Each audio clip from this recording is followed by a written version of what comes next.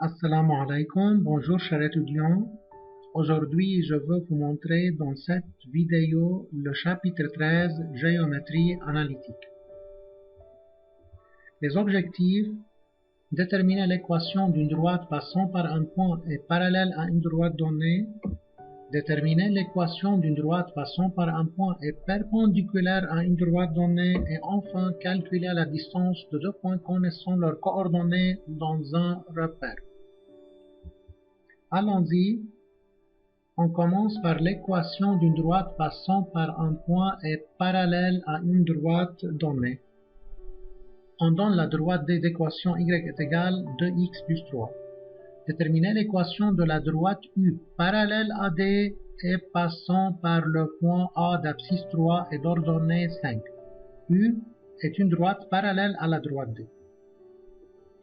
Tout d'abord, la forme générale de n'importe quelle équation d'une droite, c'est y est égal à x plus b. A, c'est la pente de la droite U et b, c'est l'ordonnée à l'origine.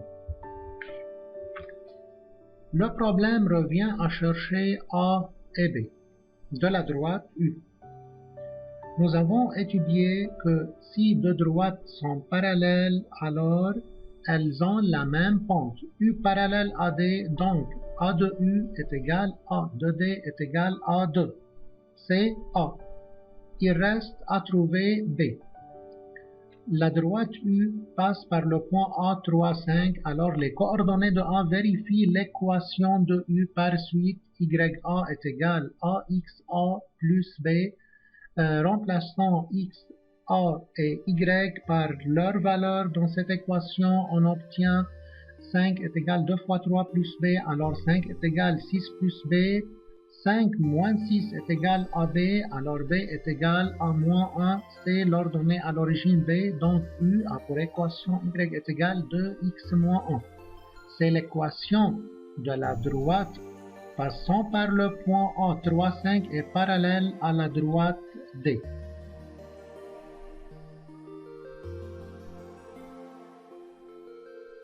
Sur la figure, c'est un repère orthonormé d'axe x' en x, y' en y. D a pour équation y est égal de x plus 3. C'est la droite D et c'est le point A d'abscisse 3 et d'ordonnée 5. La droite U, y est égal 2x moins 1, passe par le point A et parallèle à la droite D.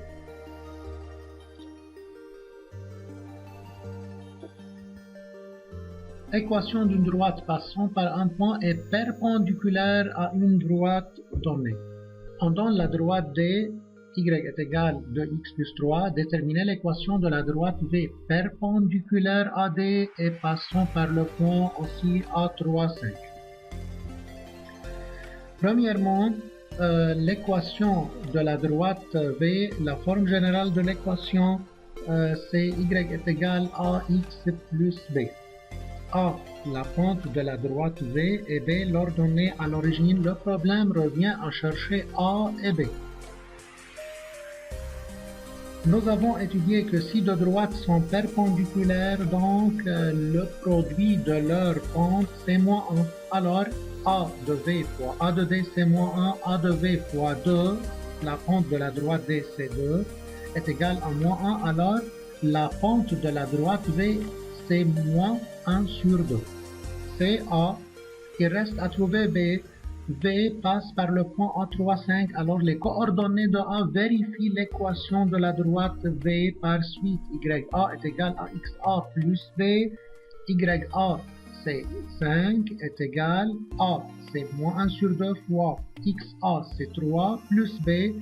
Alors 5 est égal moins 3 sur 2 plus B, 5 plus 3 sur 2 égale B, et après calcul, on obtient B est égal à 13 sur 2.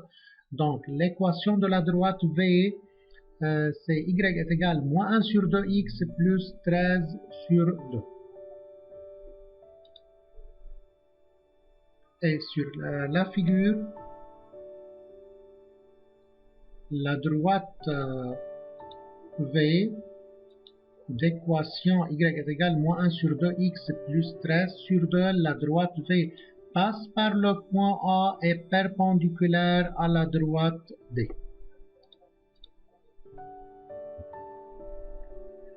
Longueur d'un segment dans un repère. On a trois cas. Premièrement, cas d'un segment parallèle à l'axe des abscisses. MN est un segment tel que M et N ont la même ordonnée, même Y pour M et N. Dans ce cas, le segment MN est parallèle à l'axe X'. Alors, la longueur du segment MN, c'est XN moins XM. Toujours, nous soustrayons le grand du petit. Alors, il faut que XN plus grand que XM. Par exemple, on donne les deux points A, moins 2, 3 et B, 4, 3 sur la figure. C'est le point A d'abscisse moins 2 et d'ordonnée 3. C'est le point B d'abscisse 4 et d'ordonnée aussi 3. A et B ont la même ordonnée. AB, le segment AB est parallèle à l'axe des abscisses X'. La longueur du segment AB, c'est XB moins XA. On choisit XB parce que XB est plus grand que XA. Alors, c'est XB moins XA. XB, c'est 4 moins XA moins 2 moins 2, c'est 4 plus 2 est égal à 6. 1, 2, 3, 4, 5 et 6, c'est la longueur du segment AB. Deuxièmement, cas d'un segment parallèle à l'axe des ordonnées. MN est un segment tel que MN ont la même abscisse. Dans ce cas, le segment MN est parallèle à l'axe des ordonnées Y', et par suite, la longueur du segment MN, c'est YN moins YN, et il faut que YN est plus grand que YN. Nous soustrayons le grand du petit. Par exemple, on donne les deux points A 4, 3 et B 4, moins 2. C'est le point A d'abscisse 4 et d'ordonnée 3 et c'est le point B d'abscisse aussi 4 et d'ordonnée moins 2. A et B ont la même abscisse 4. Alors, le segment AB est parallèle à l'axe des ordonnées Y'. Dans ce cas, la longueur du segment AB, c'est YA moins YB, parce que YA plus grand que YB, alors YA c'est 3 moins 2, 3 plus 2, AB est égal à 5.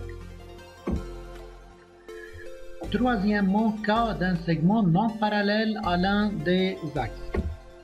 Dans ce cas, on donne deux points M et N, M, XM, YM et N, XN, YN. La longueur du segment MN, c'est radical de XN moins XM au carré plus YN moins YM et aussi au carré.